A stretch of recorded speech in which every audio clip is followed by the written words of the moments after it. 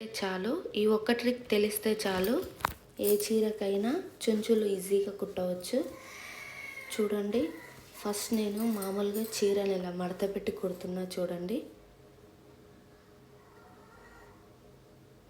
First cross cut తీయకుండా ఇలా మడత పెట్టి కుడితే శారీకి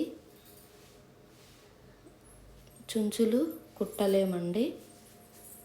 చూడండి, నేను కుట్టి చూపిస్తున్నా. ఫస్ట్ నేను ఇంకా క్రాస్ కట్ తీయలేదు, కుట్టి చూపిస్తున్నా.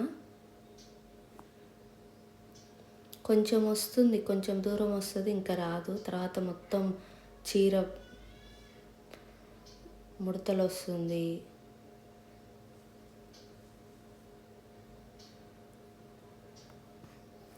ఇంకా రాదు, ఇంకా ఎంత కుట్టినా. ఇంకో ఇలా క్రాస్ కట్ తీయాలి. చూడండి, క్రాస్ కట్ తీస్తున్నా.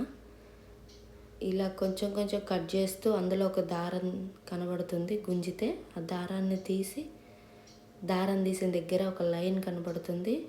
ఆ లైన్ని మనం కట్ చేస్తే క్రాస్ కట్ చేసినట్టు. అలా కట్ చేయడం వల్ల చూడండి, నేను చూపించిన కదా, ఆ లైన్ వైజ్గా మనకి దారం గుంజితే ఏ లైన్ కనబడ్డదో ఆ లైన్ కట్ చేయాలి.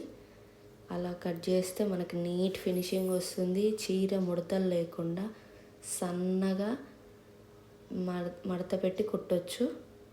ఓవర్లాక్ చేయించుకున్న వాళ్ళు చేయించుకుంటారు, కానీ ఇలాంటి మామూలు శారీకి ఓవర్లాక్ చేయించారు కదా. అలాంటప్పుడు ఇలా మిషన్తో కుట్టుకోవాలంటే ఇలా క్రాస్ కట్ చేస్తే చాలా ఈజీగా ఉంటుంది. ఒకసారి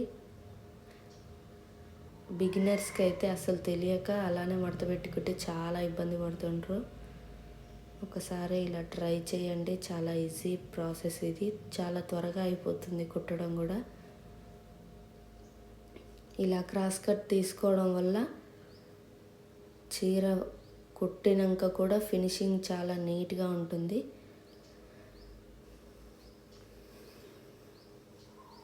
చూడండి, మొత్తం కటింగ్ అయిపోయింది క్రాస్ కట్. ఇప్పుడు కుడతా చూడండి, ఏ డిస్టర్బెన్స్ లేకుండా నీట్గా ఎంత బాగా వస్తుందో. ముడత కూడా రాదు. 5 నిమిషాల్లో క్రాస్ కట్ తీయకుంటే చాలా టైం పట్టే పని ఒక 5 సెకండ్స్లో అయిపోతుంది. చాలా త్వరగా అయిపోతుంది.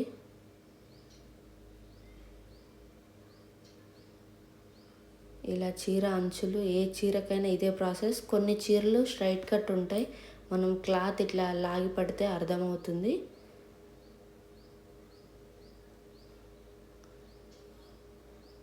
ఇది క్రాస్ కట్ కాబట్టి కట్ చేశాను.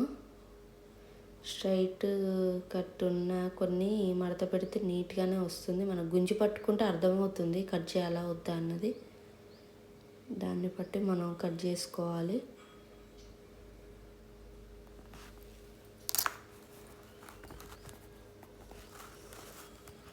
చూడండి ఎంత నీట్గా వచ్చిందో, ఎంత త్వరగా అయిపోయిందో చూడండి.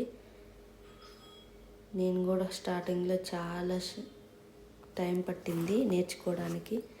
Thanks for watching. Bye bye. Thank you.